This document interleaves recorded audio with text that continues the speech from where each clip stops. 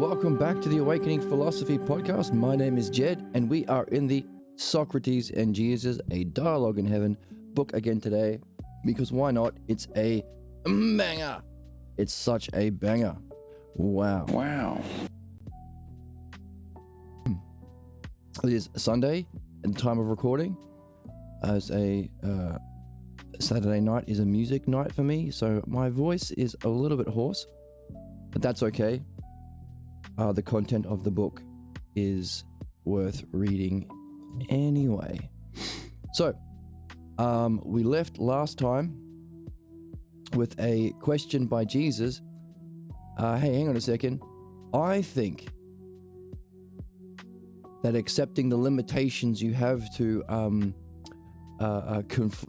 be a member of a group based on faith, or to believe something that can't be proven,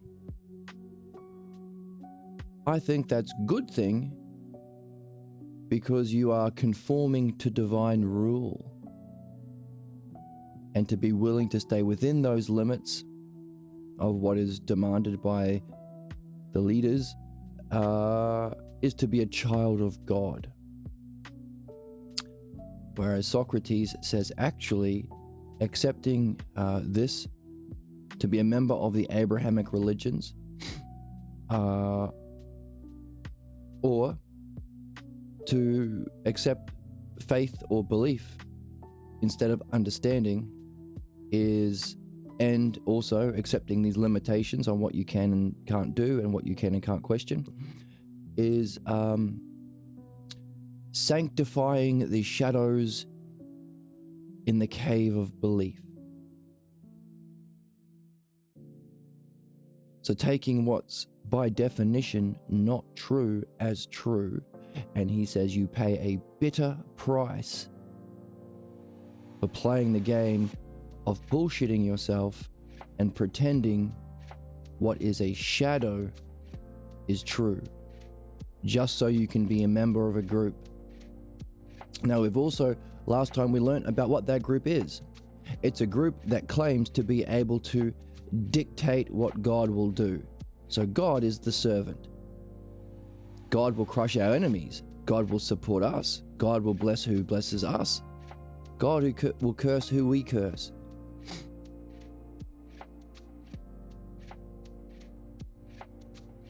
And the story of Jesus in Mark was somebody trying to push that. Look at me. I'm going to tell God what to do, in order to create a new religion or a new group. So, interesting way of approaching the divine. And of course, as we've seen, no individual person's opinions about God is the same. Paul's, Mark's, Matthew's, John's, James, Thomas, they're all different. So isn't it interesting that even though everyone's beliefs and opinions are different, they still think theirs gets to dictate what God can and can't do? What a curious kind of functioning we humans have that we call belief. So loyal and attached are we to it, so blinded by belief are we, that we reject what's obvious, that all of these people have different ideas about God, and yet we think ours is the absolute ultimate. So much so that we get to use our beliefs to tell people what God is, but not only that, but dictate what God can and can't do. How curious Abrahamic religions are. So, last time we also reflected on the fact that these Abrahamic religions, Judaism, Islam, and Christianity, have a common root, and it's Abraham's fearful legacy of his wrathful God. God telling Abraham to sacrifice his son, murder him, kill what he loves, And if you do that, then God will be happy with you. And he did it. Well, supposedly he was about to do it.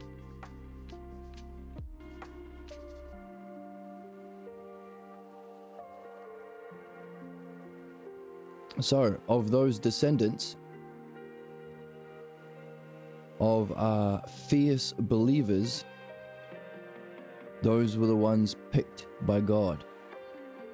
Interesting. Now, you could ask yourself, well, if you were to become a tyrant or a fascist, and you wanted people so loyal to you that they can reject everything in their senses and even kill what they most love, their children, wouldn't you want them? Wouldn't you pick them as your chosen slaves to rule over? People who'll never ask questions and do whatever you say, even the worst kinds of things? Isn't it interesting that Donald Trump, while not being a Christian himself, specifically appeals to his base of American Christians, despite being in every way a fraud, a cartoonish representation of a fraud in every possible way, specifically acting against the interests of those people, and nevertheless, for some reason, a reason that we're learning about now, they are blindly loyal to his absurdity. So we're finding where this all comes from. It comes from Abraham. And an idea about God, that he picks teams and he'll do what we say. Pretty crazy. And that should have ended with Mark's story of Jesus, because Jesus tried to do that and it failed.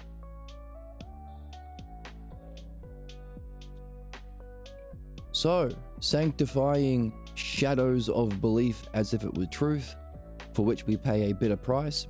Socrates goes on to say, therefore, belief, and in particular the Abrahamic religions, are in conflict with understanding, with reason, and with the use of the mind. Consistent with what we've been reading earlier. We also have in that list, it's in conflict with being, your own state of being, your own development. There's no development within the Abrahamic religion. You just do as you're told from the beginning, and that's it. There's no growth. Yourself. There's no self as the highest term. The highest term is God, which you have to have beliefs about. No one has to ever convince you to believe that you have a self. And your self goals. You have to sacrifice your goals for the will of whoever claims to be the leader. And for Christianity, that was Paul. Paul wanted to be the leader. Funny that. So, Jesus said, hang on a second, I think accepting these limitations is actually conforming to divine rule, and that makes you a child of God. You think it's sacrificing freedom, mind, understanding, and reason. Can you break that down for me? And that's the promise for today. Can we break that down? Can we make it so simple that even the most brainwashed follower of Abraham or follower of the cult of Paul can turn themselves around, should they have some integrity, openness, curiosity, and desire to learn? Let's see.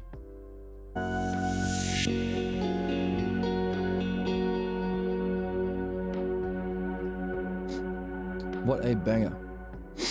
Excuse me. Let's go back and recap and catch up to where we are.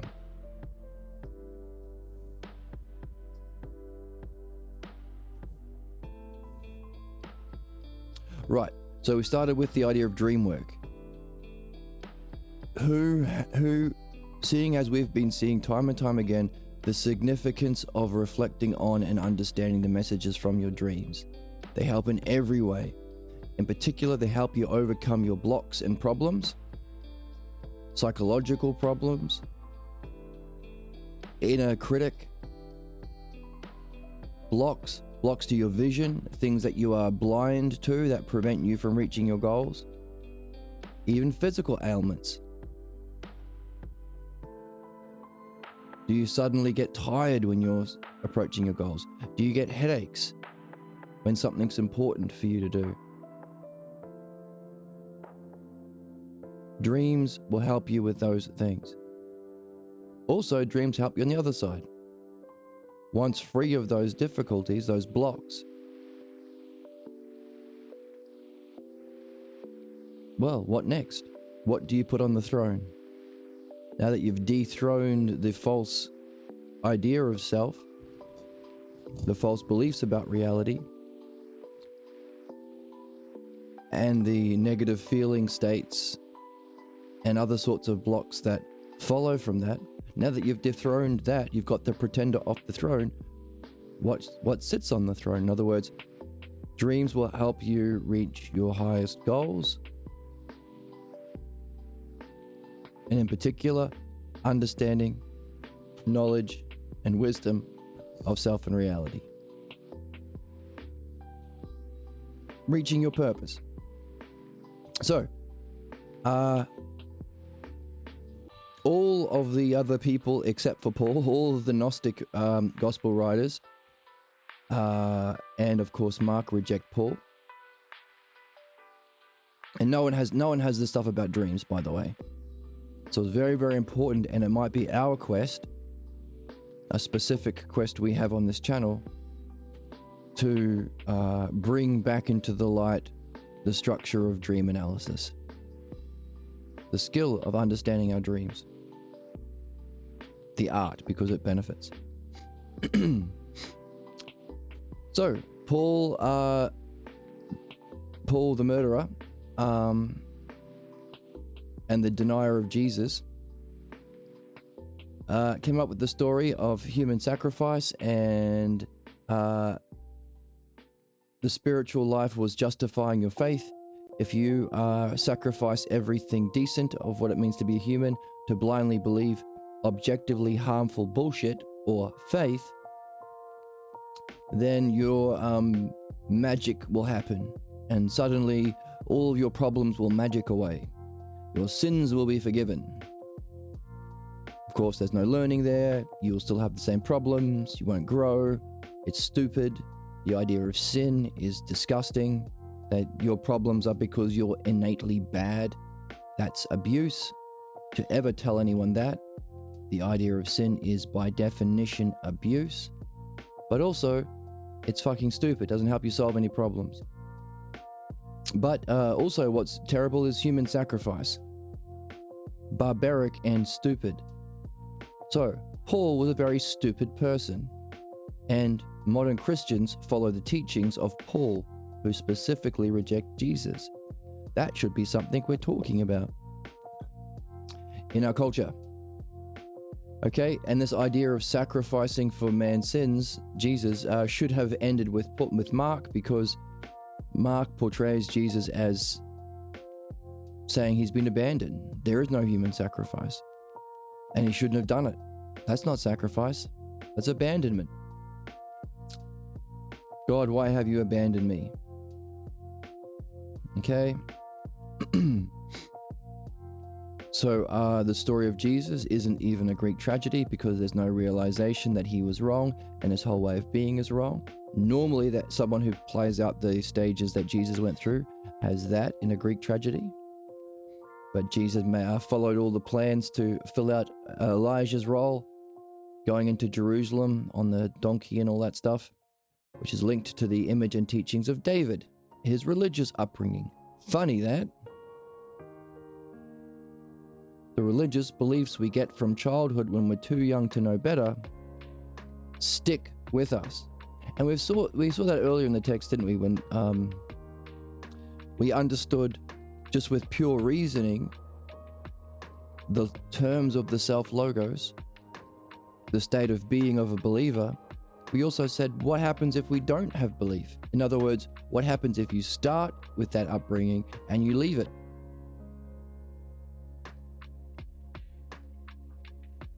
And we said, hey, we saw in the text that these teachings of rejecting ousia and logos, self-reflection and understanding, remain. You're still affected by your upbringing. Therefore, the primary importance of recovering ousia and logos, the love of understanding and self-reflection, so that we don't fall down, but we go up. Now, you might, is it a downward movement? Well, we could say it's a downward movement in that you'd never make any universal claims. You retreat to the apparent safety of only making particular judgments. You can't talk about any universals, which is the current left wing. The progressives, they are without any paradigm of universal truth that they must demand. Hey, should the news networks be allowed to knowingly lie to the people? Because you can easily get people to act against their own interests and the interests of our whole fucking species if you lie on TV and news. Would that be a very, very, very simple and obvious law to make as a standard and principle for everyone? How about everyone having food? Would that be a pretty obvious step for anyone in government? How about not genociding anyone? Ever.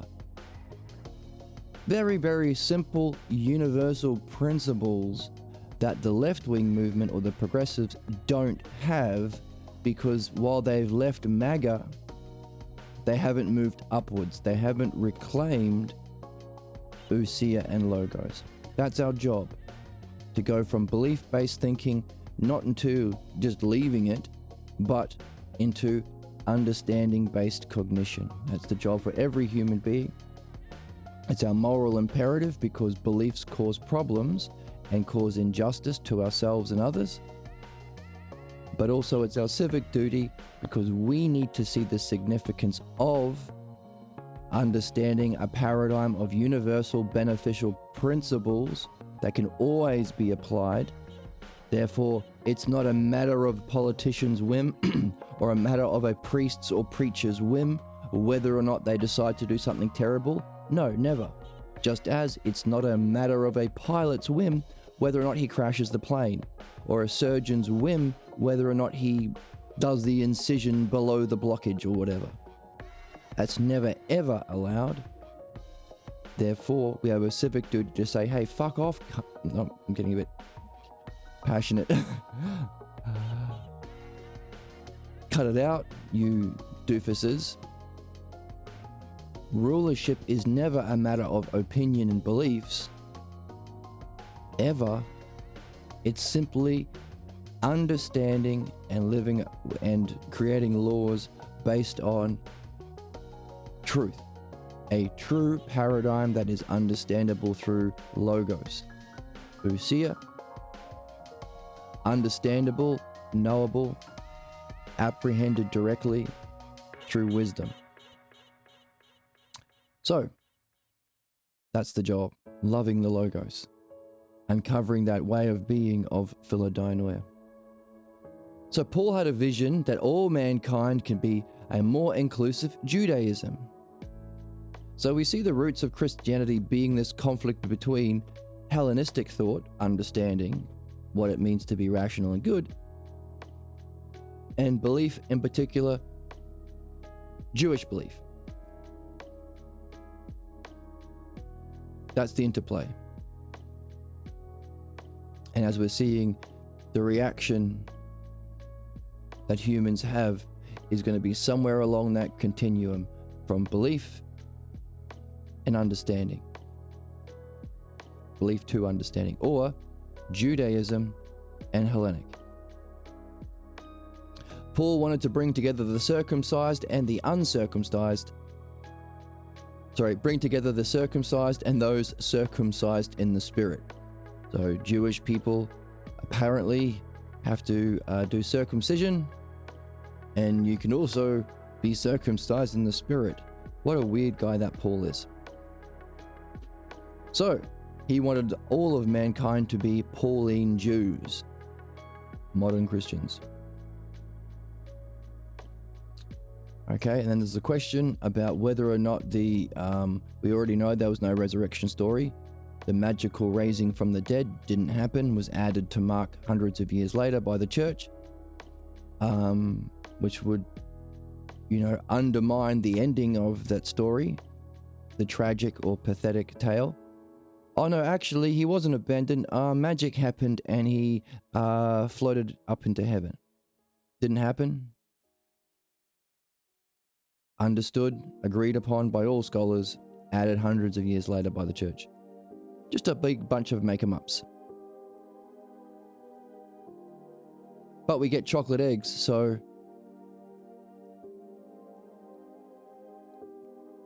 the other question is, hey, if the Gnostic writers like Thomas, Jesus' twin, also didn't have the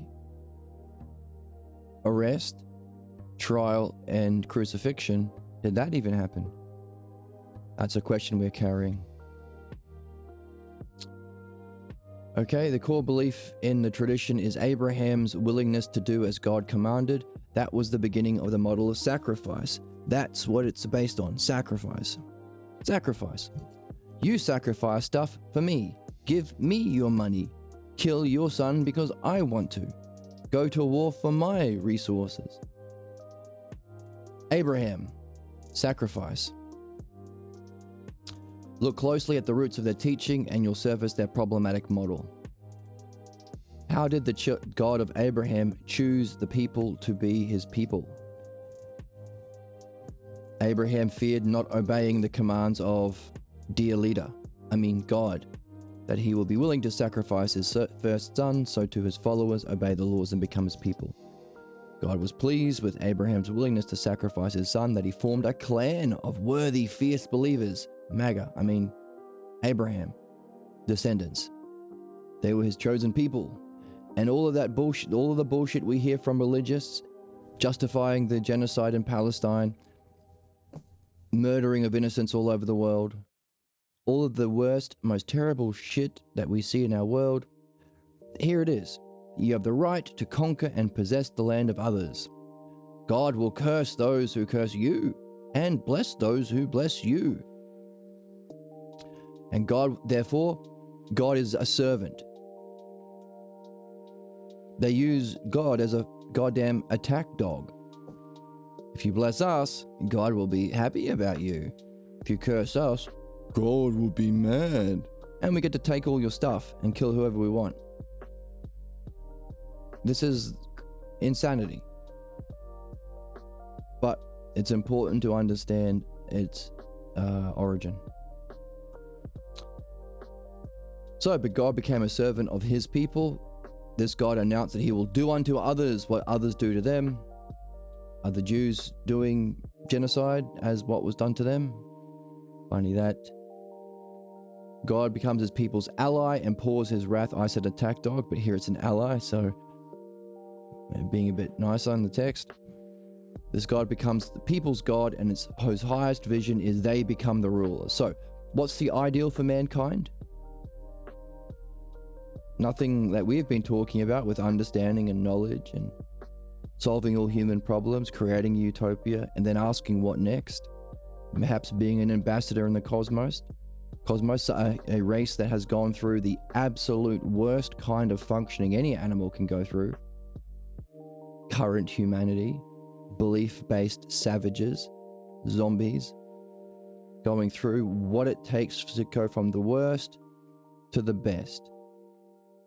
We have the capacity for ousia and logos, for philodianoia, love of understanding.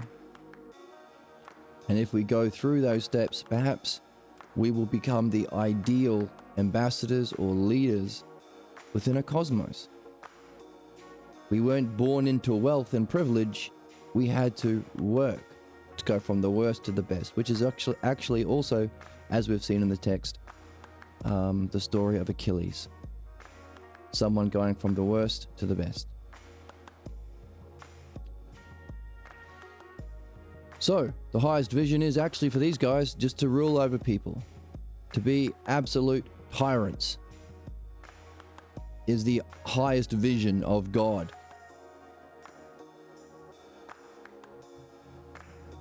The Jews rule the world. The Christians rule the world.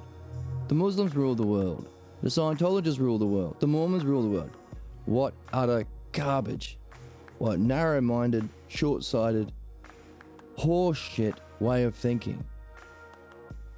But it's where we are. It's important to understand. So what they act out is not their will, but only what is consistent. So we lose our will. If you become a member of this tribe, this group, accept these limitations, you lose your will, but you are acting out what's consistent with Abraham's fearful legacy from his vengeful, wrathful God. So, and here we are.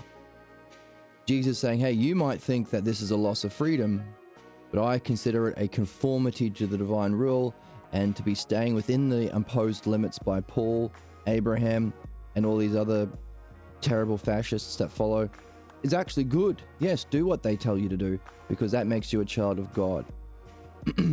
Socrates retorts, hey, by the way, if you accept that creed, it imposes limits on what can be questioned.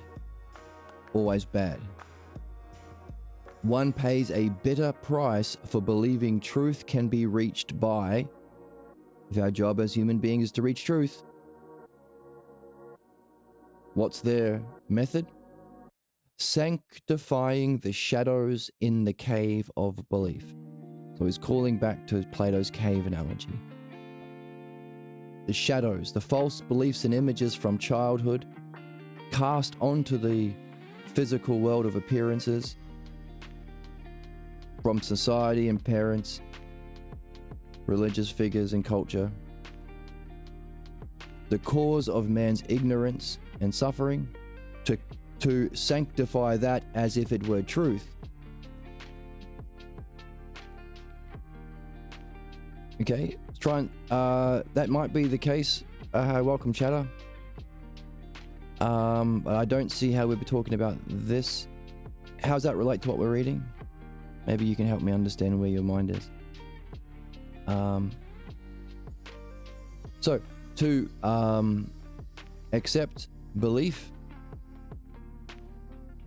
or the shadows of the wall on the wall of ignorance as truth, one pays a bitter price, says Socrates. Doing that is to celebrate blindness as if it's sight. And that's what we're saying now. Okay, let me just pause. So, to take ignorance as truth. And we've already looked at this idea earlier in the text when Socrates points out, hey, to accept absurd belief or supernatural belief that cannot in principle be proven by evidence, means you're not just accepting some religious belief, you're also having to stomach another turd, which is that absurdity and irrationality is truth. That's what puts us in conflict with ourselves, with reason, with mind, with understanding. To say, hey, Mary was a virgin, you know. Oh, can you prove that? No, you can't, but you got to believe it. Oh, see, this stuff happened to Jesus, and this is what's going to happen at the end of the world.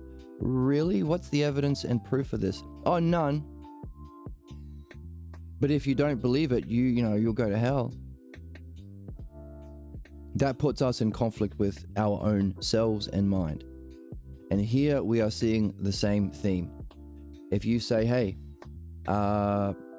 Paul says the best thing we can do is accept his limitations, accept what can and cannot be questioned. What you're doing is sanctifying the shadows of belief or celebrating blindness as if it were sight. You are celebrating your ignorance. The absolute worst cognitive functioning you're saying is the best. You're flipping everything around and you pay a bitter price for it. To celebrate blindness as if it were sight. Am I aware of the Phoenix cycles and the upcoming event? No, I'm not aware. So, if you will sacrifice any meaningful exploration of the elements of theology and metaphysics. That's what we're here for. We're here to understand reality. That's metaphysics, being, the cause of our physical world, all of the principles that we follow in the physical world, all of our desires are for being. We seek justice, we seek beauty, we seek goodness, we seek knowledge. These are all eidos, or aspects of being. That's metaphysics. Now, one of the difficulties in hearing that is what we've seen earlier in this text. This text is a banger, by the way. That is, philosophy from Parmenides, Diotima, Socrates, real philosophy, the philosophy. We lost when we killed Socrates, and we take Aristotle. So just as Paul denied everything Jesus said, and that's modern Christianity, so too Aristotle denied philosophy, and that's what we think of as philosophy. So we're living in a backwards land right now. So philosophy is metaphysics, the study of being. Our culture doesn't say that. They follow Aristotle, the wolf in sheep's clothing. Also, the nature of the divine, same thing. Right, so someone in the chat saying we're in the end days. Now, that's also something Paul said. Jesus will come back, there'll be an Armageddon, Jesus will come back on a cloud and judge the believers from the non-believers, and etc., etc. But he said that it will happen in his lifetime. It was supposed to happen almost 2,000 years ago. And in the book, Socrates says, well, hang on a second. Modern Abrahamics believe this end of days, death cult, Armageddon crap. How come they haven't reflected on where it came from and realized that Paul said it was supposed to happen 2,000 years ago?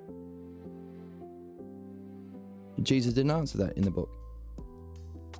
Why can't modern Christians reflect on their apocalyptic Armageddon beliefs and realize it was from Paul and realize it's been disproven?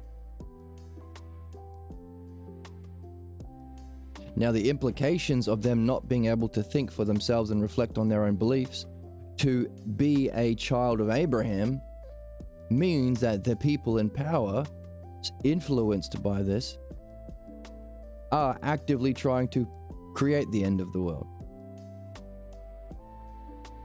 And of course, as we've also seen, the mark of a believer is sadism. They can't actually create and benefit. That requires understanding. You can't build a computer unless you understand how a computer works, but you can break a computer if you don't. And because there's no knowledge and wisdom in a belief tradition, and therefore there's no feeling associated with knowing, and because there's no feeling associated with belief itself, they have to substitute another feeling.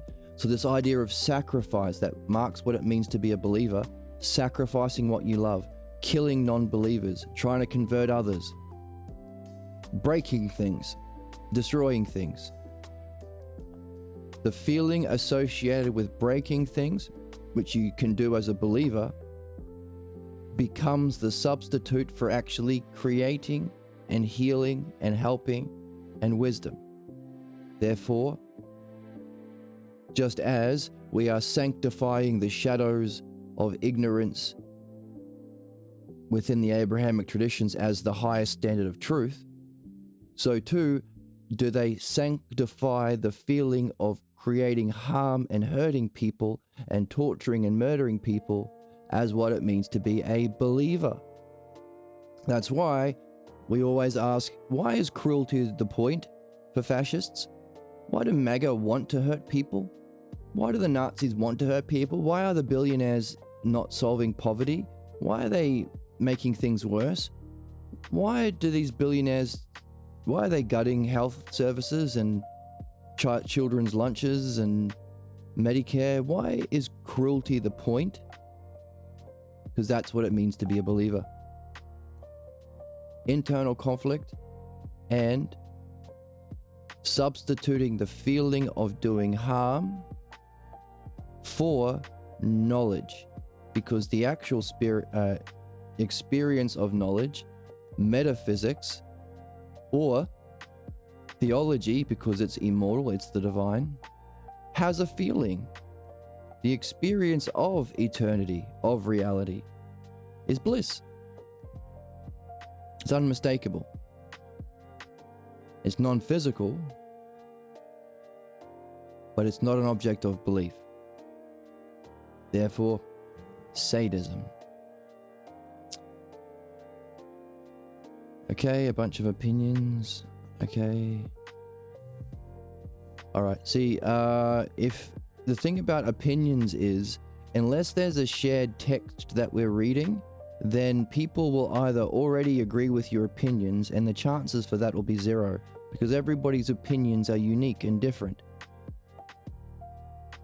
So if they already agree with you, they'll nod and go, oh yeah, I already think that. But if they don't, they'll just dismiss you. What we're learning to do here is how to engage in understanding, not opinions. Now, if you can phrase what you are thinking in terms of understanding, then you can actually benefit others by sharing understanding with people.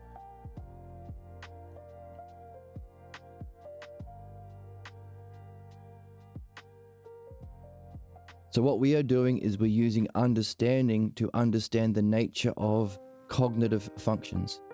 What's the difference between belief and understanding? What's the difference between opinions, ignorance, and wisdom? What are the stages of reason you go through in a dialogue to communicate what you see that can benefit? And how do we use that understanding to understand human problems and understand our highest goals? That's what we're doing. Now, thankfully, we don't have to build from the ground up because we have the text here. So, we're looking at a conversation between somebody who has gone through that process, Socrates, who does understand human problems and does understand the truth of self and reality, the meaning of life for all of us. And we're learning about not only what those things are, but how it's communicated in a way that can benefit anyone who wants to learn. So here it's Jesus. Jesus grew up in a Jewish tradition and has a lot of influences by his belief. And of course, we don't actually know anything from Jesus because he didn't write anything down. We have different interpreters. Every single one has a different take, has a different goal. For example, modern Christians follow Paul. His goal wasn't to present the teachings of Jesus, it was to do the opposite, to claim to speak for Jesus and completely reject everything he said and substitute his own opinions and belief. That's modern Christianity, by the way. We have Mark, who wrote a story specifically to deny that, denier of the denier, denies Paul, by presenting Jesus as a tragic figure, following the stages of a Greek tragedy, having an enlightenment experience, but then not understanding it and reverting back into his beliefs, playing out the stages of a tragedy, only not having the realization that he had a problem at the end. So not even a tragic story, a pathetic tragic story, pathetic hero, as the formal definition of the story. And then of course we have the Gnostic Gospels that were discovered in the 60s in Egypt, the ones that were burnt by the church, the Gospel of Thomas, Jesus' twin brother, and all these other people. So everyone except Paul was emphasizing the role of understanding and enlightenment, or directly experiencing pure being.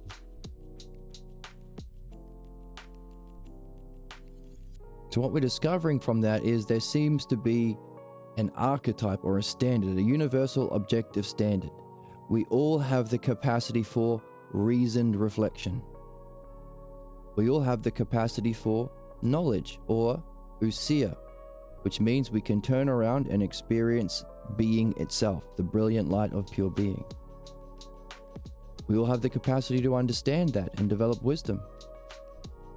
And we have the capacity to understand the causes of pure being, to go beyond it to know the self. Without seeking to know the self, your system is empty and hollow. We also have the capacity to be blindly loyal to the beliefs and opinions we have growing up. That keeps us stuck within fate, causes us to be a zombie. We sacrifice our reflection, we sacrifice understanding to, as a zombie, just parrot the beliefs we got from our parents growing up, and our culture growing up, and our religion growing up. All human beings are in that state. Our job, the meaning of life, is to understand what it means to be a believer, understand what it takes to go from belief into understanding, and actually go through it. That's the hero's journey. You're a wizard, Harry. Anything else is just a waste of time. You're shouting into the void. These are my opinions I got from my mummy and daddy. Who gives a shit? No one. What we want to do is understand the truth. And that's what we're doing here. Socrates is sharing an understanding of what it means to be a believer and what it means to be Abrahamic. That is, it's to celebrate blindness as if it were sight. It is to sanctify the shadows of belief as if it was truth. It's sacrificing any meaningful explorations of the elements of theology, the nature of God, or metaphysics. Same thing. And it puts limits on the mind. Putting limits on the mind is to sacrifice the mind. So by engaging in belief and opinions, we are sacrificing the higher functioning of our mind. All Abrahamic religions do this, and therefore they are all in conflict with understanding, reason, and the use of the intellect and mind. We have to learn it. It takes work. It takes discipline. It takes practice. Developing habits. That's why I try and stream every day. I was out late playing music, a bit tired today, but I'm streaming anyway. It's worth doing. Reflect. Seeking our highest goals. Seeking understanding. And specifically seeking to master a text like this. The reduction of God to serve as a function of a servant means his people is no longer to have a God. This idea that the Abrahamics have of God being their servant is really, there's not a God at all. Marx Jesus hoped to force God's hand and save him from the cross. In doing so, his followers would become another people, another tribe of chosen people. So in Mark's story of Jesus, the one that we hear about, minus the resurrection, Jesus was trying to say, hey, look at me forcing God's hand. See? I speak for God now. Making his tribe another tribe of chosen people. Paul's theme saved this ideal by the belief in resurrection. So Mark tried to put an end to that. This is what happens if you try and make God your servant. Crazy religious nut jobs. But Paul tried to save it by adding the resurrection in. Yeah, but maybe actually it wasn't a tragic end. Maybe he magicked at the end, and magic wins. So ignore the lesson. What is this but sacrificing the fullest scope of the mind for membership in a clan that is protected by God? Okay.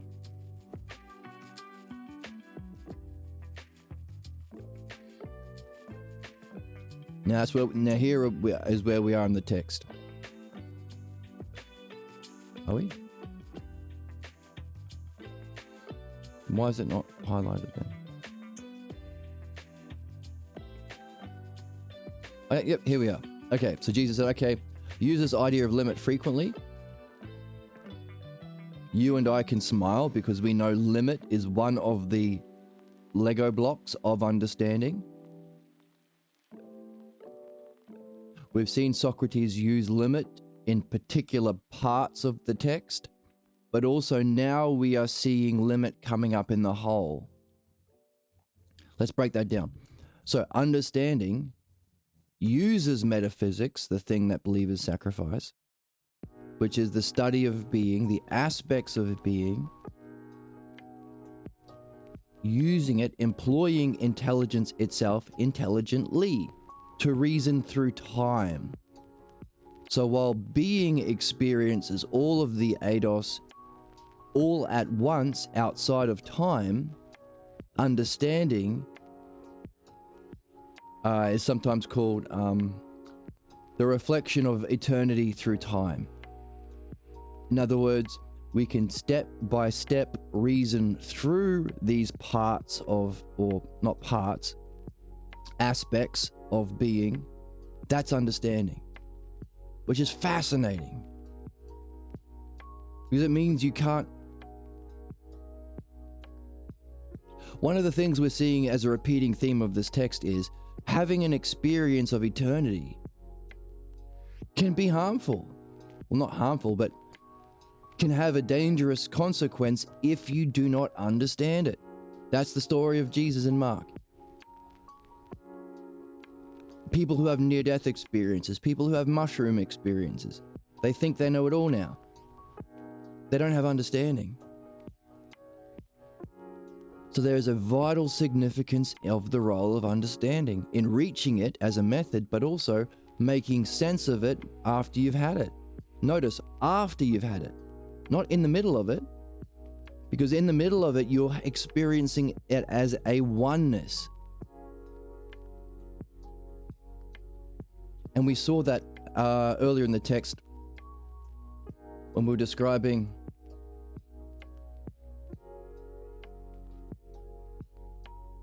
the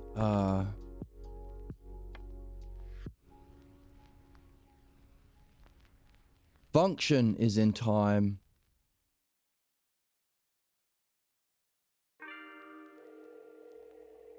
but its state of being is timeless or eternal. Here we go. But its state of being or state of mind is eternal. In other words, it's the same thing all at once as in eternity, that's being, and the study of that is metaphysics or philosophy. That's what's denied by Aristotle and moderns. But playing it out through time is understanding, which means our job is to understand those and master it through dialogue.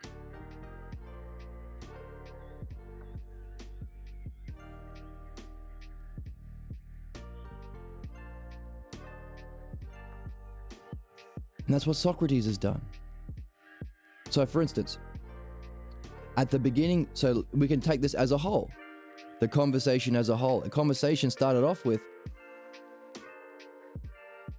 Socrates saying, hey, whoever speaks for us has to speak for the whole of our teaching, but also show an understanding of each of the parts. Whole and parts. By the way, Jesus, how are we the same? But what makes us different?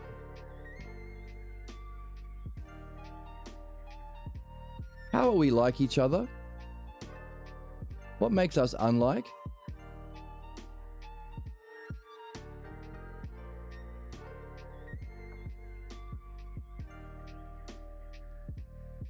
Now we are within the structure of the whole dialogue. The whole, we are now on how are we limited, or are you different? We'll keep that. Are you different from me because you accept limits? But is understanding unlike that because we are free or unlimited?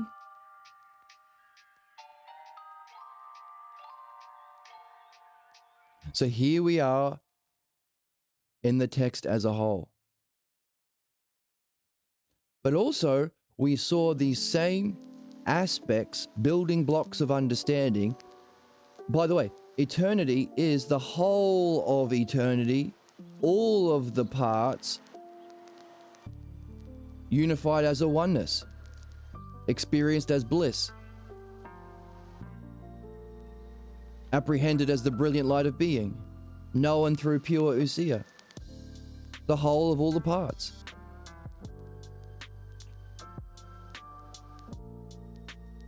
Completely the same as itself in that it's self-contained, but unique or different to any other experience.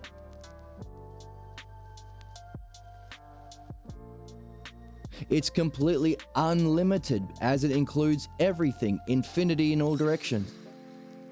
But as there's nothing outside of it because it's the entirety of mind, it's completely limited.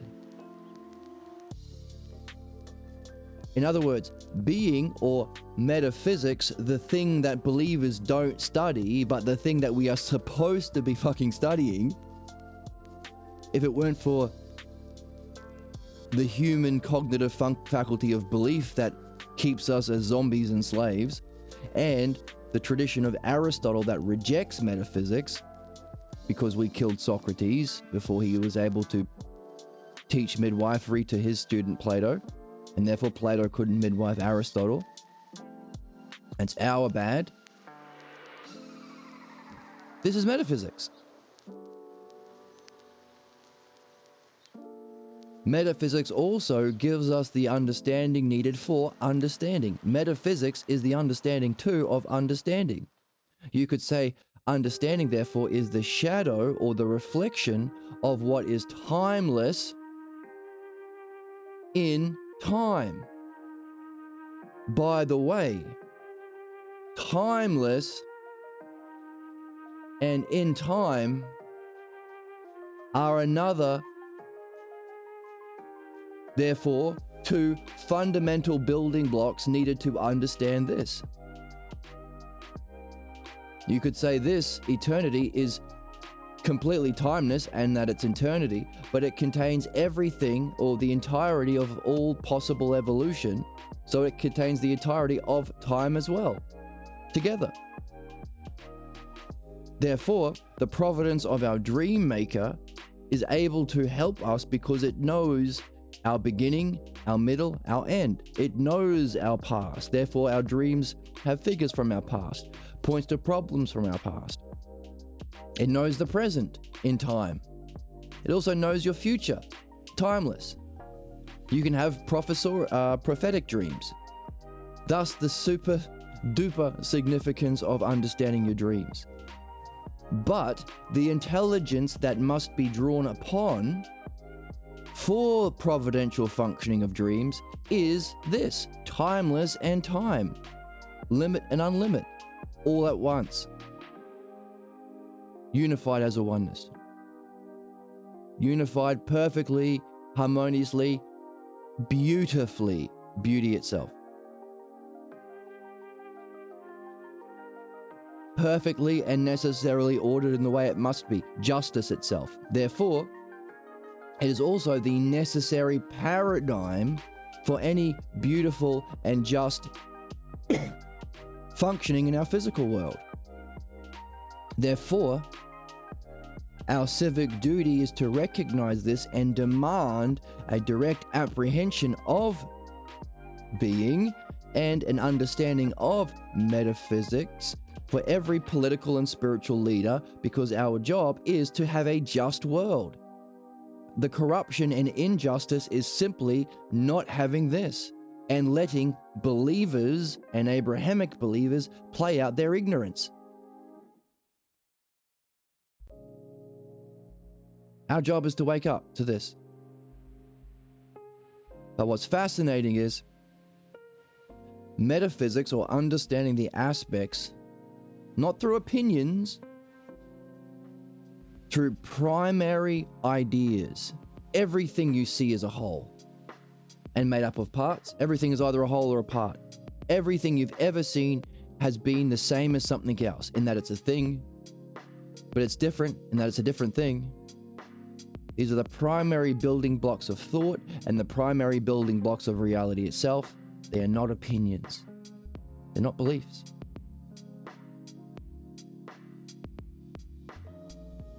They're the causes and conditions for beliefs to be.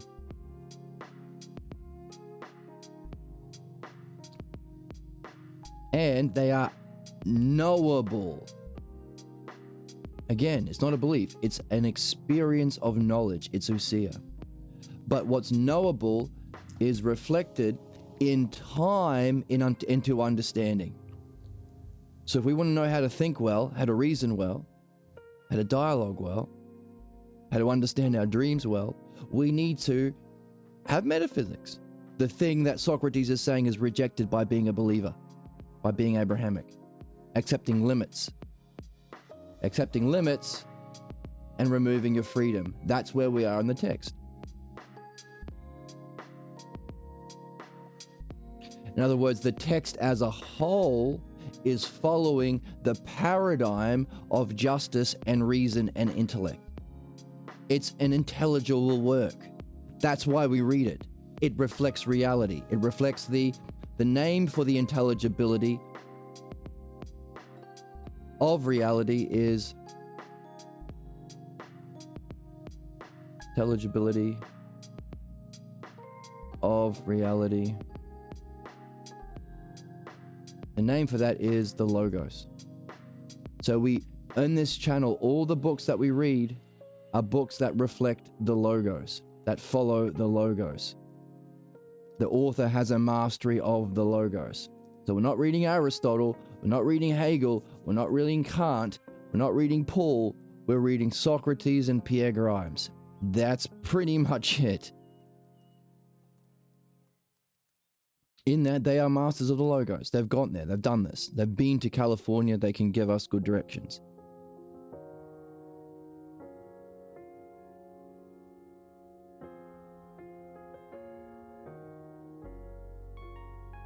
We've also seen, what's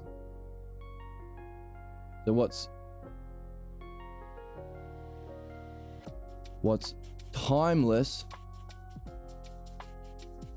as knowledge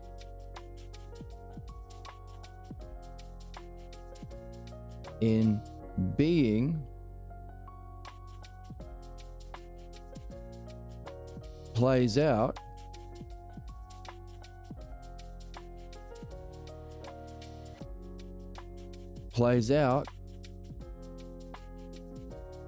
in time in our highest function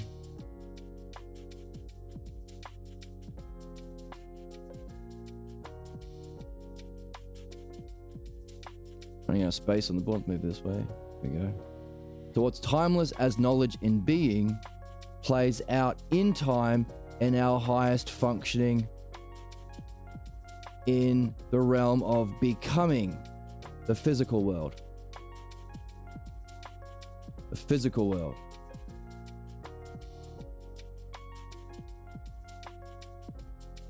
We experience through time. Oh, move it over here. And that's understanding. This is what we're after. This is the way of being that we're seeking to understand and feel and practice and master and share with others as the new way of being for the new age of man, necessary to overcome fate and the destruction and extinction of our species. Understanding. Both of these things are specifically rejected by belief, causing our stupidest, most savage and ignorant functioning as human beings, as any species.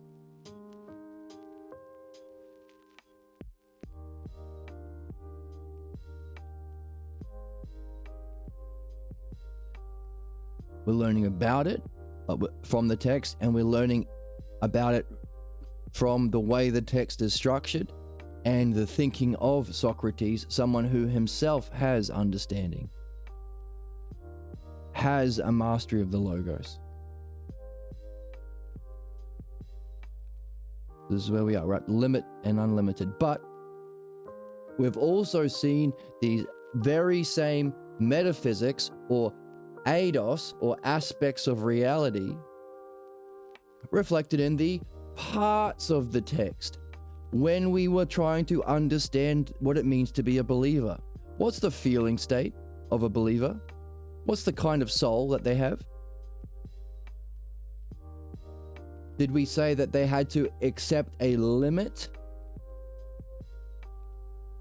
Whatever is imposed by a dear leader, preacher, Mormon, imam, rabbi, whatever the Scientologists have, Thetan level 50 person.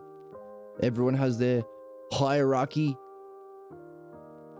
of authority. They impose the limit, only associate with Mormons, etc., etc. Never question this, never do metaphysics, never do understanding, blindly obey, be a child of Abraham.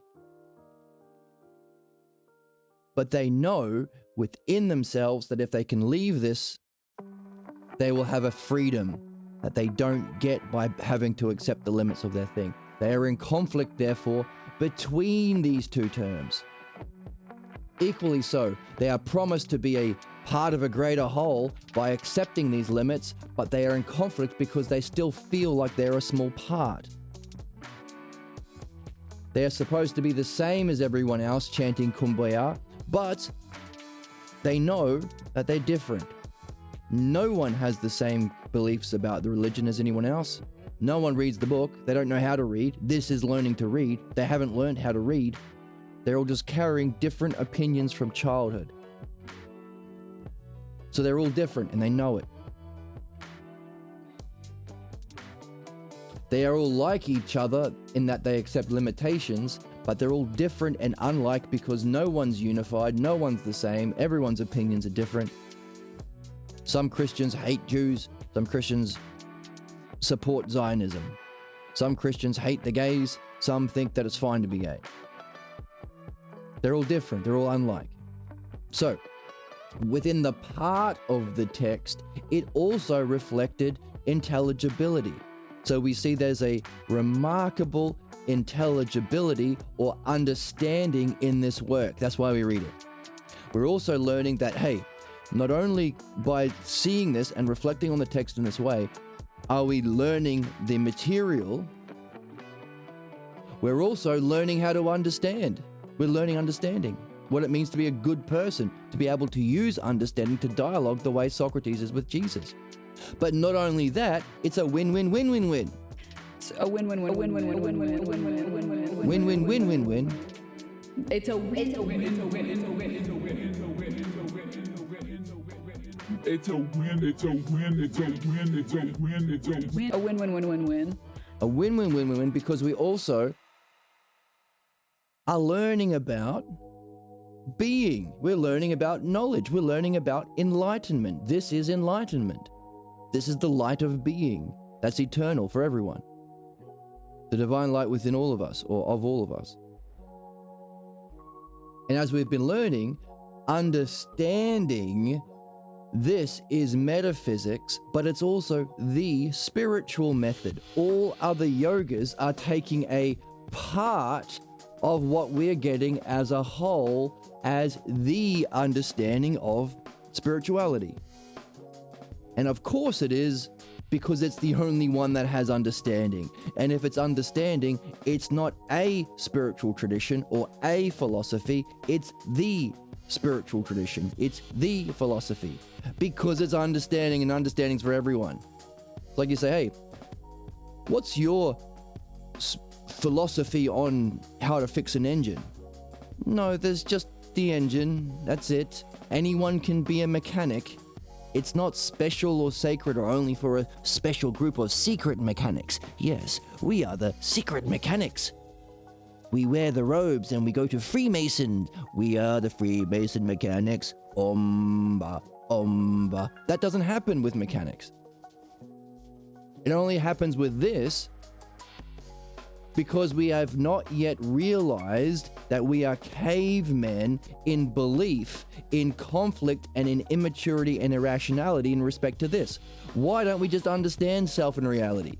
Why does it have to be mystical and secret groups and sects and different religions and groups all fighting each other? That's fucking stupid. It's just understanding. It's just understanding.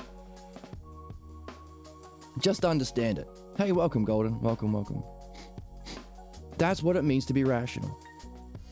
So, not only are we learning the material of the text, we're learning about understanding, but as we see that understanding is itself the shadow of, or the playing out in time of the aspects that we experience timelessly as enlightenment. At the same time, I'm great, how are you? At the same time we're learning about understanding, we are learning about being, which is specifically the spiritual method. It's our approach to being as a method or yoga, but it's also, as we've been seeing in the text, necessary for making sense of that and integrating that experience. So it's a win-win-win-win-win. It's a win-win-win-win-win.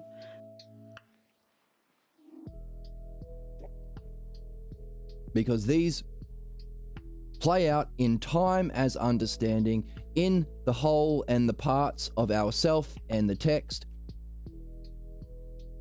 but timelessly it's experienced as knowledge. So you can ask, well, hang on a second, if understanding is open for everyone, and obviously it's rational, and where does it come from? Is there a filing cabinet where parts live? If these are the Lego blocks, the building blocks of understanding, is there a filing cabinet for different and a filing cabinet for same? Where are they? Here. It's just one filing cabinet. It's not even a filing cabinet, just one thing. It's just reality. It's just the aspects of reality. Therefore, our highest functioning in time is reflecting of the highest reality, experienced timeless as enlightenment.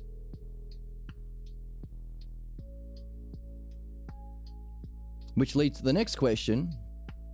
If there is a necessary intelligibility of reality that we call the logos,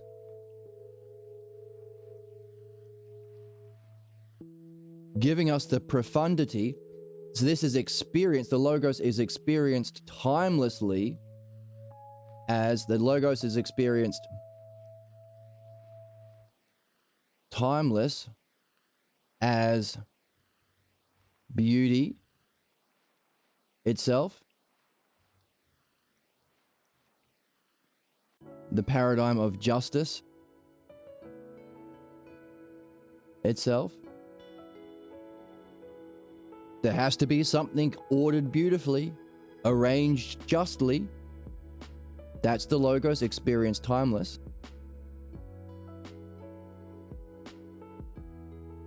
Therefore, our most beautiful and just functioning in time would be through understanding. Oh, welcome. Thanks for stopping in and saying hi, Mikey. I'm glad. I'm glad. Good on you for seeing something cool in it, because again, we're like 90 pages in.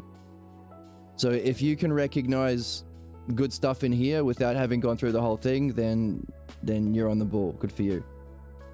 You can go back and you can find the old episodes on YouTube, or you can just pick up where we are. It's all good stuff. There's also other texts you can find on YouTube as well. And you can join the Discord if you want to get a notification when we go live. There's a link below. But yeah, thanks for stopping in and saying hi. So our question is, if the logos or the intelligibility of reality is experienced as beauty itself or justice itself, does that mean that in our understanding, our highest, what's our most beautiful? Awesome, man. You can join the Discord too if you want. Share your thoughts and questions. To carry a question as we read is to be on a quest. I'm looking for someone to share in an adventure. This is the archetype of the hero's quest that we see in games and movies and things. Again, don't believe it. Just anything I say, take it as a likely hypothesis, an if, or as a question, and carry it. You don't have to pick favorites. You see what pans out as you continue to grow and see. Therefore, the dialectic would be the highest use of understanding in time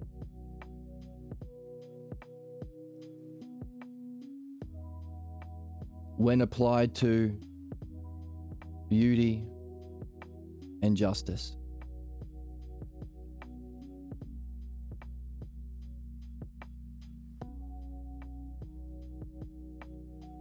This is the symposium.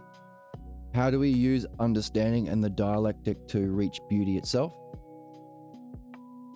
The Republic is justice, but also in philosophical midwifery, we use the dialectic to judge our false images of beauty from childhood that gives rise to our unjust actions towards ourselves and towards others in our everyday lives, the cause of human problems. So what? Well, so if there's this intelligibility of reality that we call the logos that is necessary for these parts of being, that is experienced all at once in your mushroom trip or your dream experience, or as a result of understanding as the best spiritual method, practicing the dialectic with your friends over coffee, cheers, ideally with guidance from your dreams, where the hell does that come from? Our question about understanding is, how do we take the manyness, the many different opinions and images and beliefs that are all in conflict in our world, and how do we create a oneness? That's what we're doing here by understanding our job is to move from, use a different color. What color? Green. Our job is to move from belief-based cognition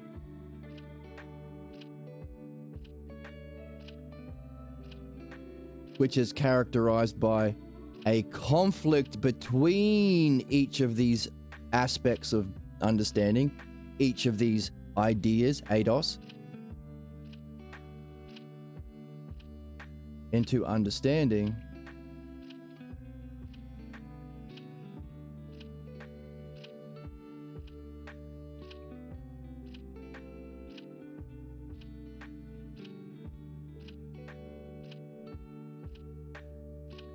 so too, in order to understand understanding, we have to take the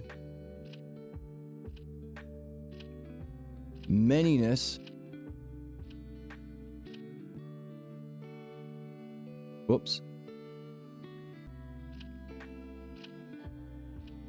into a oneness.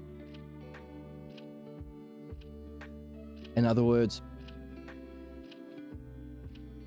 we've gone from the many different opinions about God, the many different beliefs about the meaning of life, to a unity, a single meaning of life, a single cognitive function that can unite all of humanity. Understanding is open to everyone. No need to kill anyone or genocide anyone or build prisons for anyone or enslave anyone or blow up the world to bring Jesus back. Nope. It's a oneness open for everyone.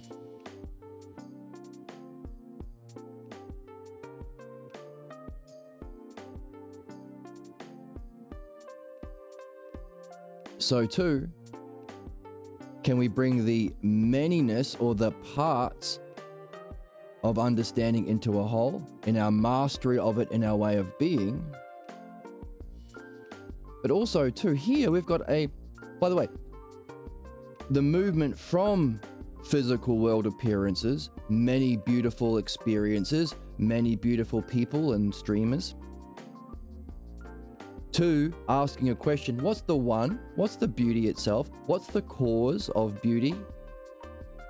So 2, can we ask if there's a manyness of aspects difficult to recognize in the all-at-onceness or the eternity of enlightenment, but played out in time, we have a special ability to break it down into its parts through time. That's the mastery of understanding.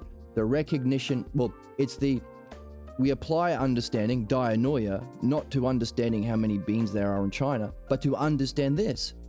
Understanding has this as its object, and as we're seeing now, it's also its method. Understanding uses those things that we are also understanding, so it's self-reflective.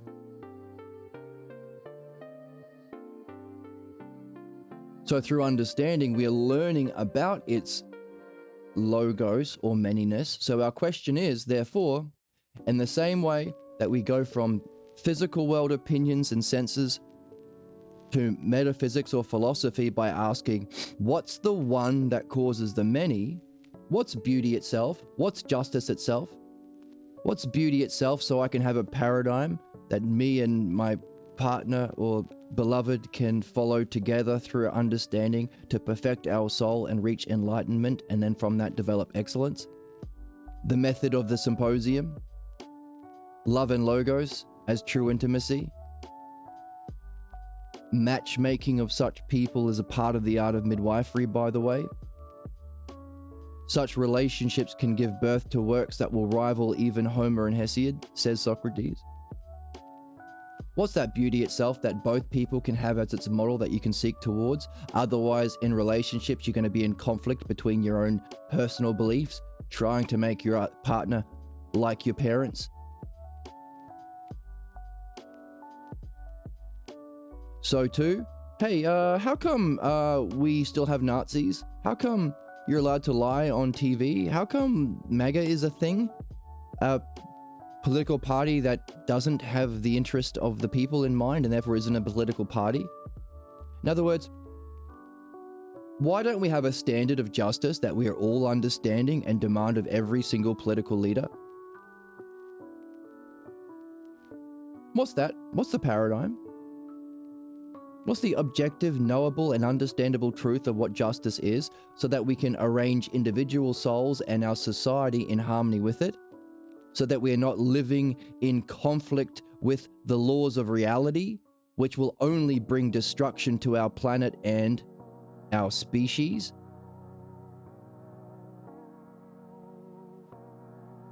What's justice itself, such that we can all learn that? And not have, I want to have a beer with Trump. That's not fucking justice itself. But I like his sexism. I like his racism. That's not true. It can't be true.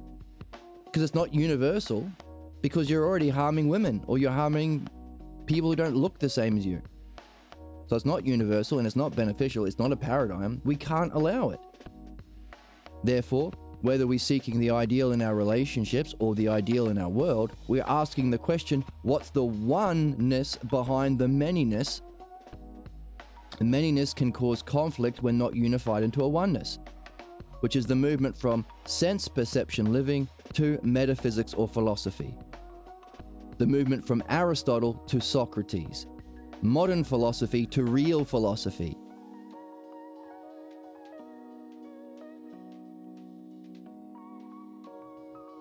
So what? So if that's what has brought us back to here, if this movement from the many to one has brought us all of the benefit of metaphysics and all the benefit we get from dream analysis and all the benefit we get through this and philosophical midwifery, the dialectic applied to the false version of this, then why stop there? Wouldn't it be rational to therefore go on and say, if there is therefore a manyness of aspects of the logos of being, what's the oneness of that? What is therefore the cause or oneness of the Logos?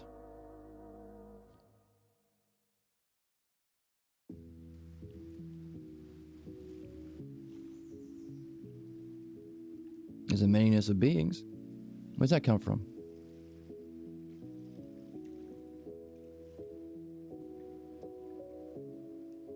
Wrong question. Why? Because oneness is the Logos.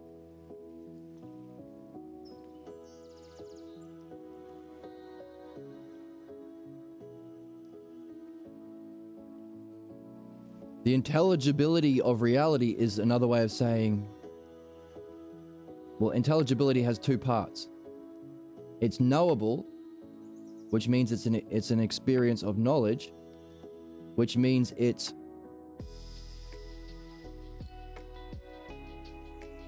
different color. Let's go green.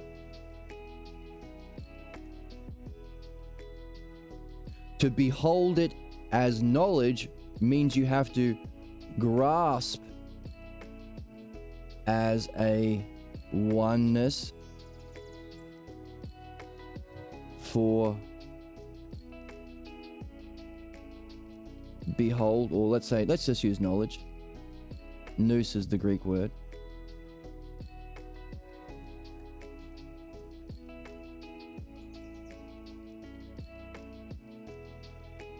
But Logos is also, intelligibility means knowable, but intelligibility also means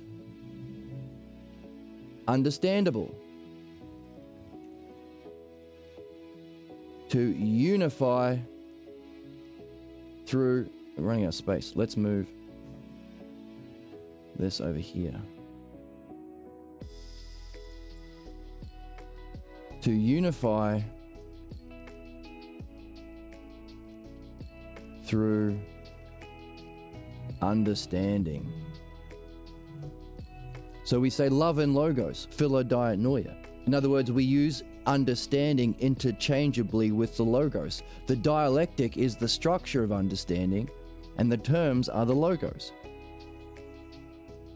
But really, they're not clear divisions. You can say the dialectic is the activity of the Logos, the structure of the Logos is the Logos. The Logos expressed as understanding, they're really interchangeable in a lot of ways. Overlap, like beauty and harmony. So what? So our movement from a manyness to a oneness doesn't fit. Because Logos is the oneness. Intelligibility means oneness. Intelligibility means you can grasp it as a oneness of experience, that's enlightenment.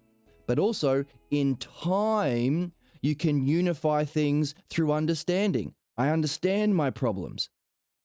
I understand being when I apply the dialectic to it. I understand what a healthy relationship is, love and Logos.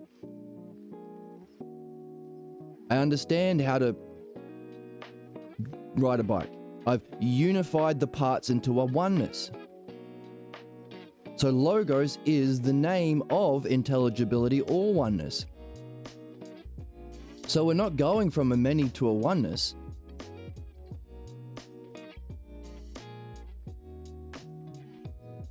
We're going from a oneness. So here what we say here, going from a many to a oneness, beliefs to understanding, a divided humanity to a unified humanity, a oneness that is a whole of parts. That's what a oneness means. A unity means parts unified. But that's the Logos. You experience the whole. So just as the believers are characterized by a conflict between these things, reality, being, is a grasping of both completely and ultimately together. Unified. Eternity is the whole of all the parts. It's infinity, but it's nothing outside of it, so it's limited. And you can do the rest. That's a mental exercise you can play when you're thinking during the day. That is, what are all of the aspects of the Logos, or the parts of understanding? And what would it be like to experience all the parts as the ultimate of parts, ultimate of whole? That's the grasping of knowledge. Understanding, as we're learning, is our question. What's that then? It seems to be a connection from a state of being timeless while functioning ideally in time. In other words, understanding is the state of being, your state of mind. When you're participating in the dialectic in Logos, there's no image of the self. That's from beliefs in time. When you have an insight, it's a timeless thing. When you free your false images of yourself through philosophical midwifery, you can reflect on yourself and realize, holy crap, I'm outside of time. A state of being or existence which is timeless, while the using that state of being as you're functioning at all times through the dialectic or understanding. So, a state of being of timeless with the ideal connection and functioning to the ideal functioning in time. It's an ideal, providential, intelligible, caring, artful connection between the two. That's understanding. That's the state of being of understanding. Notice, it's the same words. It's the same building blocks of reality. It's the same building blocks of understanding. Or as Parmenides says to Socrates, I'm going to break down all of the different dimensions of reality, all of the different stages of evolution, all of the different types of beings humans can be, individually and as groups. But I'm using the same Logos all the way through. It's just the relationship. Believers are fundamentally in conflict. That's why they are in conflict within themselves, and they can only cause conflict in the world. That's why they are in opposition to understanding and knowledge, because knowledge is the unification of the ultimate of these things, and understanding is the highest providential connection between the two. Your Dream Master knows yourself as timeless. He knows your whole life, but gives you the absolutely most artfully crafted movies representing your past, present, and future to help you in your removing problems and reaching your excellence. He knows everything and presents everything about your life in time, including any physical ailments or blocks you may be having in the present.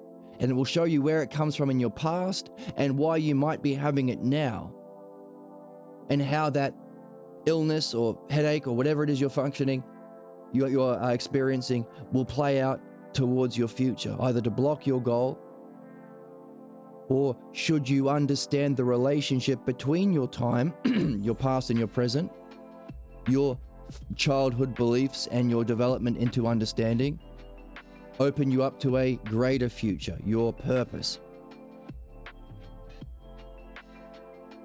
Dreams. Dreams is a fantastic representation of this. Understanding, being at one time timeless and at one time functioning through time. That's the ideal that we're seeking in our movement from belief-based cognition, which is still the same Logos. You are still a master meditator. You are still a master of reality. You're only using it wrong. You're in conflict between these things. That's what it means to be a believer. That's why believers are the cause of problems. And belief-based cognition is the cause of individual problems. While understanding is the ideal or providential, most intelligible and caring connection between the two as a functioning in time and a state of being out of time. That's the Logos. graspable as a oneness or unity or a whole of all parts as knowledge, and expressible in the functioning of the whole into parts through understanding. But notice, it's still a oneness. The logos is a oneness. Intelligibility is a oneness, either in grasping or as a functioning, in knowledge or understanding. So therefore, if we recognize there is a manyness in the logos, or the aspects of being, we can unify that from a manyness into a oneness by the logos. But we're still, our question has now become, how do we get not from a manyness to a oneness, but from a oneness of the intelligible logos, remember, intelligible, knowable, and understandable, to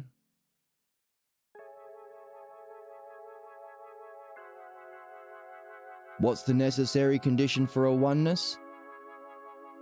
For there to be a unification of many into a oneness, into a unity?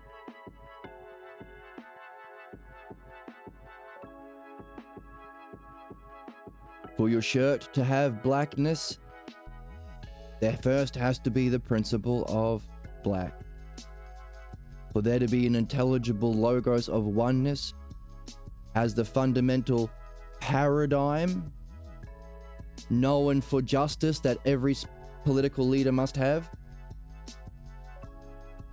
seeked in experience or graspability and understanding in loving relationships, the ideal of intimacy, beauty itself, justice itself. For there to be a oneness in ultimate intimate relationships, for there to be a oneness in the paradigm of justice for humanity, there must first be from a many to a, for there to be a oneness, there first has to be the principle of one.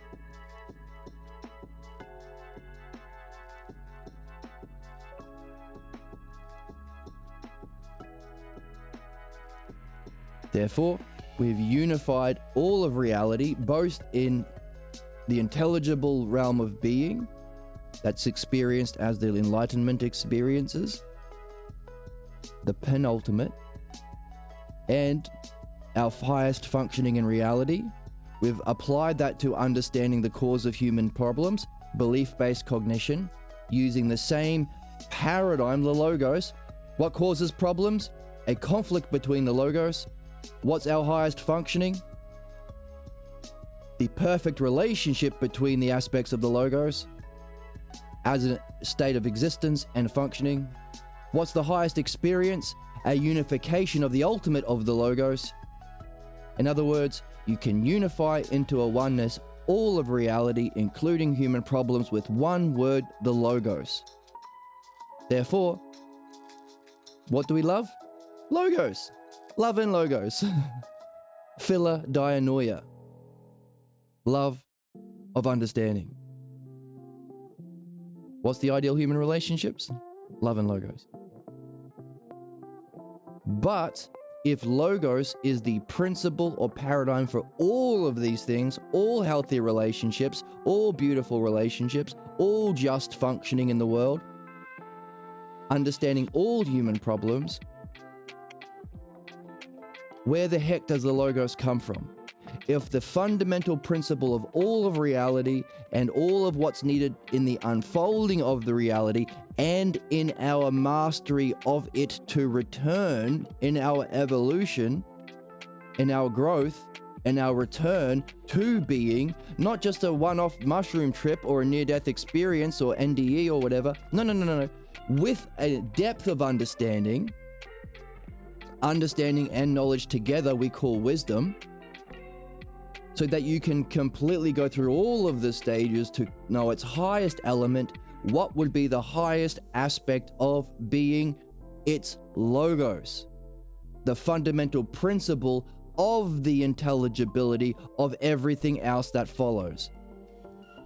Beauty, justice, goodness, whole, part, same, different, etc. But what have we been seeing? Just as the highest functioning in the physical world understanding is a yoga or a spiritual movement hyparxis, the highest functioning in the physical world leads you into metaphysics or the realm of being. The highest functioning in the realm of being or the logos should necessarily lead you to this question. What's the one behind the oneness of the logos?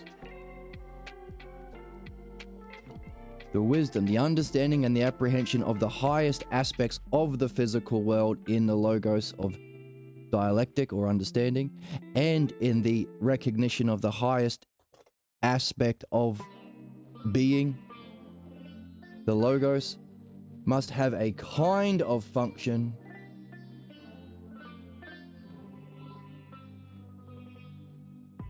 a kind of higher mode in the realm of the one. Necessarily, because if the logos is the principle of creation and intelligibility, or the principle of oneness,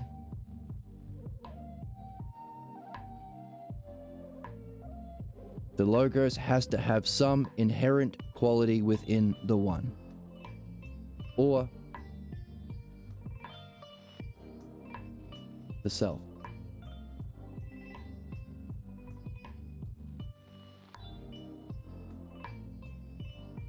The highest aspect of the lower realm becomes the lowest aspect of the next realm. So, from the manyness to the one, from the oneness to the one.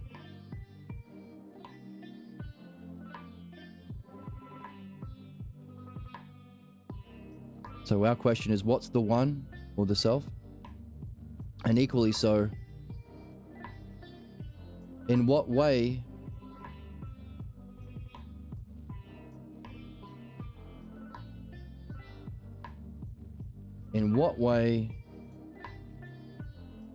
in what kind of reality, in what kind of mode of existence does the highest intelligible principle, oneness, let's say, or intelligible, didn't fit. Oneness, another word for that is the intelligibility.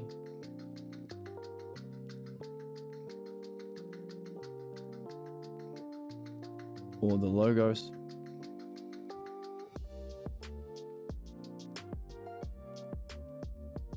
In what way, what is the kind of existence of the logos here? If the logos is known intelligibly, in other words, you can behold it directly as everything all at once, and you can understand it with the mastery of understanding, as we've been reading in the text in both its wholes and parts. What kind of existence does the logos have here?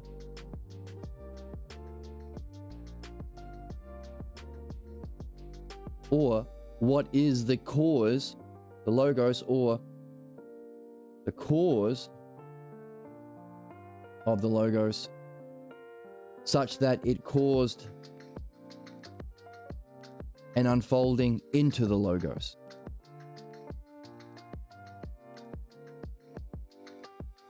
What is the cause of the logos, or what is the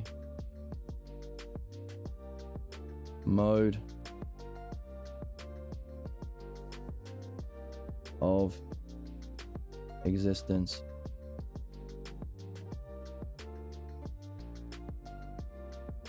What is the mode of existence of the logos? beyond intelligibility, beyond grasping as a oneness and unifying through understanding into a oneness, what is the mode of existence of the logos causing the intelligible logos?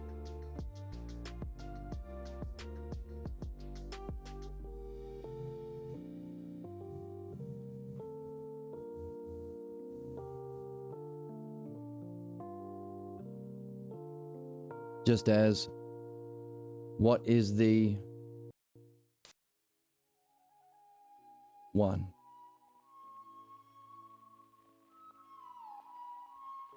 So these arrows is a causal movement. We're reflecting on causes. That's understanding, reflecting on what necessarily had to be the causes prior to give rise to what we're seeing in the manyness. What's the cause? Hey, many beautiful things, many beautiful streamers on Twitch. What's the cause? What's the cause of beauty? There can be many just species who align their laws in harmony with the logos and survive extinction. Hopefully humans can be one of them.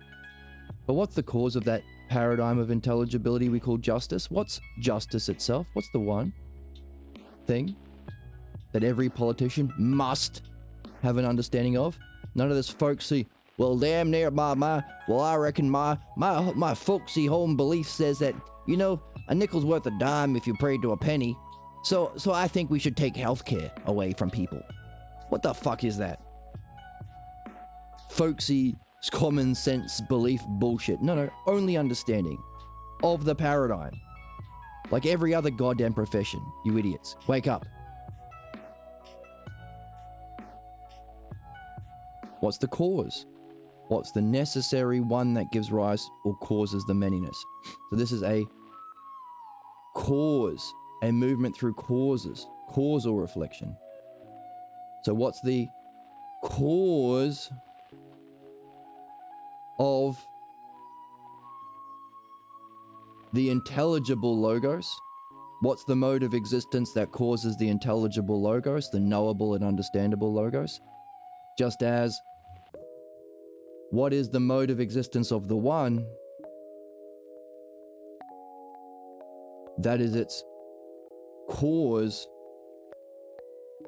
of oneness.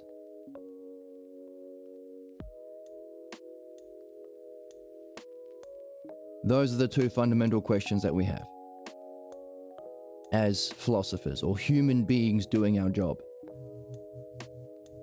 If the highest experience and understanding is the intelligible logos, what the heck caused the oneness? What's the one that causes the oneness of the intelligible logos? Or what's the one that has an inherent mode of existence of the logos, giving rise to the intelligible? So how do we know the logos in the one or the self?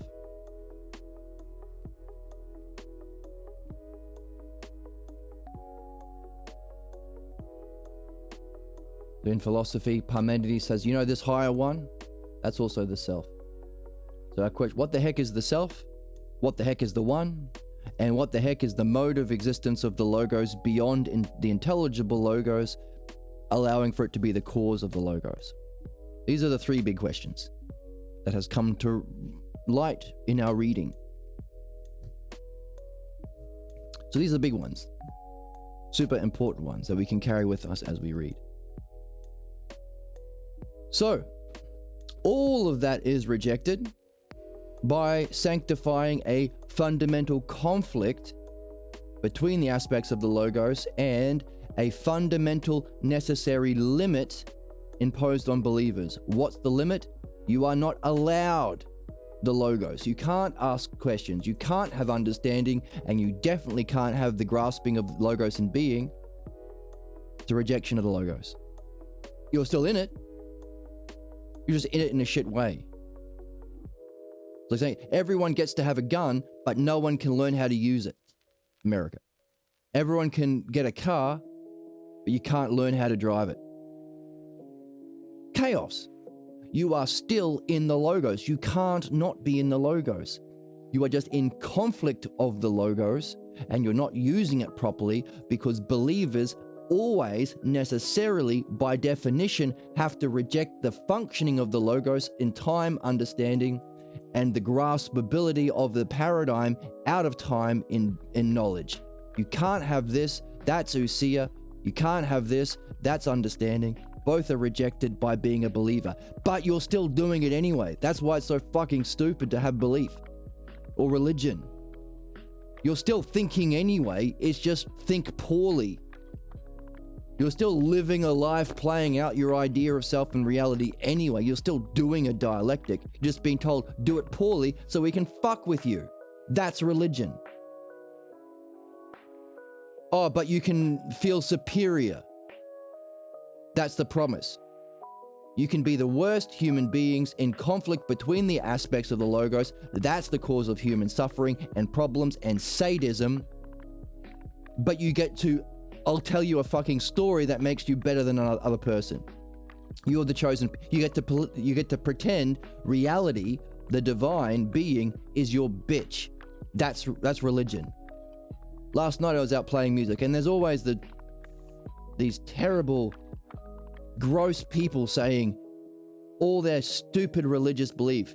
You're going to go to hell, repent, all this sort of shit. It's disgusting that it's allowed. Because they have no idea what they're doing. They are promoting the worst functioning of a human being. You're still in the dialectic, you're still thinking, you're still in the logos, you're still a part of the intelligible reality. You're just being told, drive your car poorly. Be a slave to the biggest idiots in the world and justify cruelty to non-believers. Christians killed the philosophers. Beginning of the Dark Ages, Emperor Justinian, 529 AD. Christians have been vilifying and subjugating 50% of the population, women, since its inception, to this day. How fucking obvious do you need to be?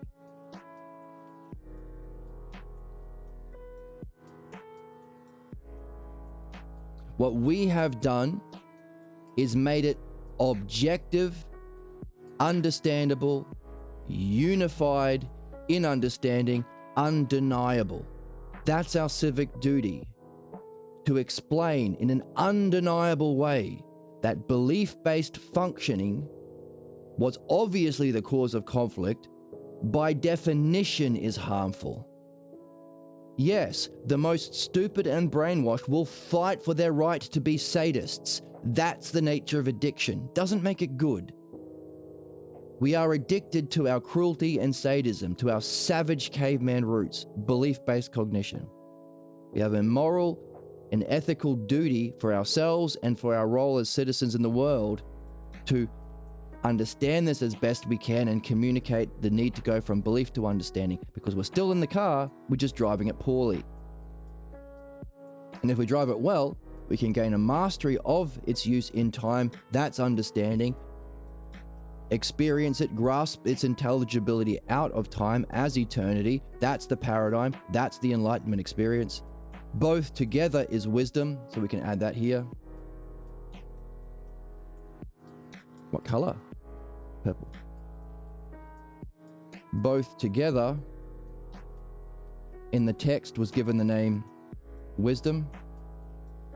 So this plus this together. It's no good just having the experience, and it's no good just having the understanding. Together, it's wisdom.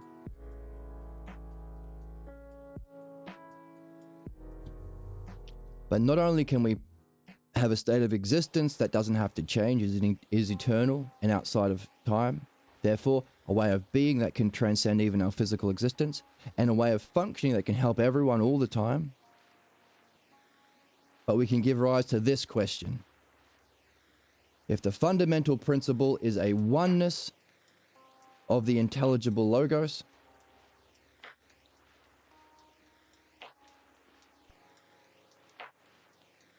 this is the highest principle in all reality that we have in experience either in time or out of time. What is the nature of the ultimate reality? What is ultimate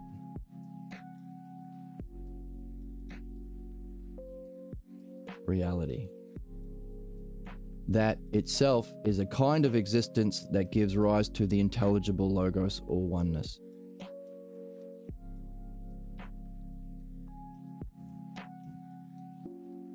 As in the Phaedo, Socrates says, as the movement from our physical world, learning regular things, to philosophy is the movement from philomathesis, love of learning, to love of wisdom.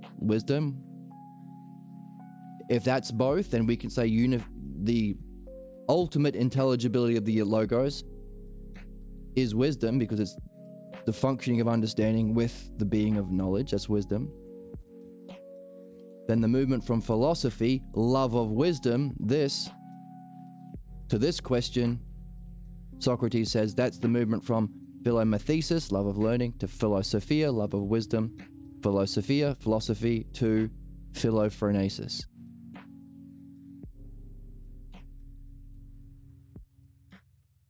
The love of the self, ultimate reality, a kind of one, a kind of logos in some way, giving rise to the intelligible logos.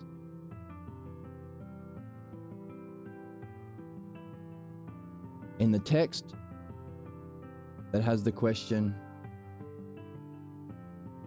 know thyself. And Socrates says, if you do not have this question that we've just fleshed out here, then your system is empty and hollow. Know thyself.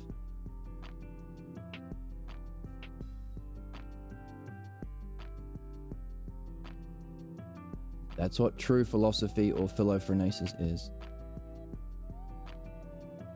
Without this, it's not meaningful. What is the self, the one? Ultimate reality? That has some sort of inherent kind of mode of existence of the logos that is the cause of intelligibility of the logos that is most highly experienced as wisdom. Not experienced as a way of being. Know thyself. Neat? Pretty fun, hey? Pretty fun. Also, it's fun because it's always true. You can play this game wherever you are.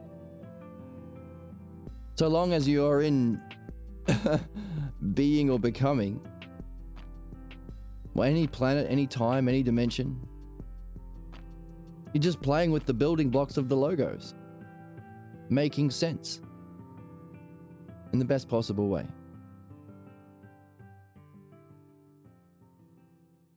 Fun. Meaningful fun. Therefore, we call it the noblest game. This question's the noblest game. And sadly, for believers and Abrahamics, rejected because they have to be in conflict and accept limitation of this game. So, this book is a banger. All of these questions are from the text. All these terms are from the text. Not just in definitions, but in demonstrations.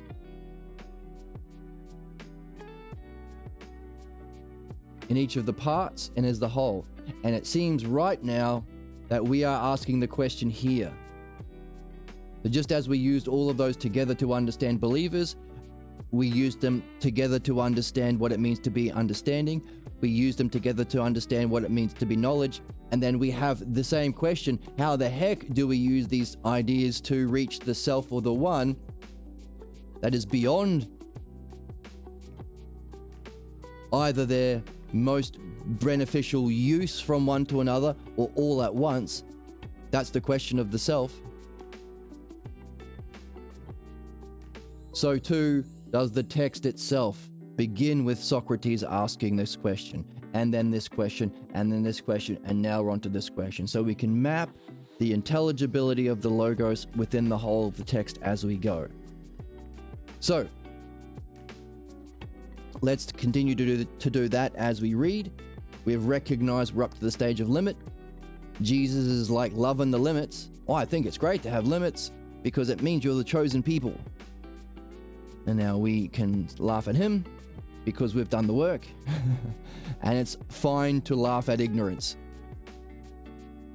You can have fun at the ignorance that people have, so long as there's a recognition that there's always an invitation for self-reflection upon those ignorance so they can turn their life from the pathetic, tragic tale of being a slave to fate, like in the story of Jesus in Mark, why have thou forsaken me? Turn around to join us in this kind of a game. Love and Logos.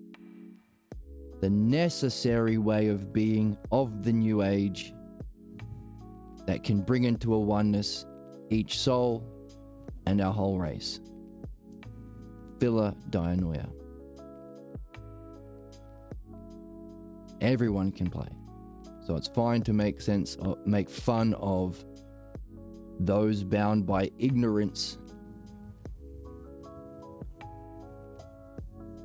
Hopefully that humor and that shared humor, if we all point and laugh at what's absurd, they can say, hang on a second, yeah, it seems like they're having more fun and what I'm doing is absurd. Maybe I'll join these guys. Jump on in. The water is fine. The noblest game. Philadelphia, Love and Logos. And if you're on that journey with me, thank you so much for joining me. Thank you for our new chatters for stopping in and saying hi. You can like and subscribe on YouTube and follow on Twitch. Join the Discord, link below. You get a notification when we go live. You can donate to the channel if you wish. There's a link to buy me a coffee. Cheers if you do. Big one today. Awesome reflections. And we can take all of this with us. This model, this paradigm with us as we continue to read and look for it in the text itself as we continue our journey.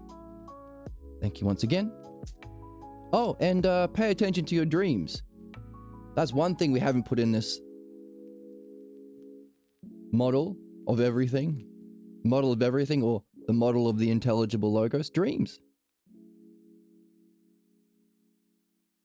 And it's and how significant dreams are in the text. How often it's being emphasized. Over and over. Only by Socrates. That might be a clue. Let's carry that question as we continue to read as well. Thank you once again for joining me, and I'll see you in the next one.